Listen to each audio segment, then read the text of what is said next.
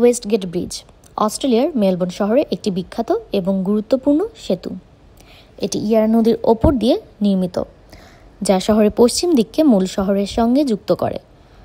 সেতুটির দৈর্ঘ্য প্রায় 2.6 কিলোমিটার এবং এটি অস্ট্রেলিয়ার অন্যতম দীর্ঘ সেতু। প্রতিদিন হাজার হাজার গাড়ি এই সেতু দিয়ে যাতায়াত করে, যার ফলে শহরের ট্রাফিক ব্যবস্থার জন্য খুবই গুরুত্বপূর্ণ। এই সেতু 1978 সালে চালু হয়, তবে নির্মাণের সময় 1970 সালে একটি ভয়াবহ দুর্ঘটনায় 35 জন শ্রমিক প্রাণ হারান, যা অস্ট্রেলিয়ার নির্মাণ ইতিহাসের অন্যতম বড় দুঃখজনক ঘটনা। বর্তমানে এই ব্রিজ শুধু যানবাহন চলাচলের জন্যই নয়, বরং শহরের সৌন্দর্য উপভোগ করার দিক থেকেও জনপ্রিয়। রাতের বেলায় ব্রিজ দিয়ে যাওয়ার সময় পুরো মেলবোর্ন শহর আলোয় ঝলমল করে ওঠে, দেখলে মন জুড়িয়ে যায়। আমার ভিডিওটি ভালো লাগলে অবশ্যই একটি লাইক করবেন এবং আমার চ্যানেলটিকে সাবস্ক্রাইব করবেন।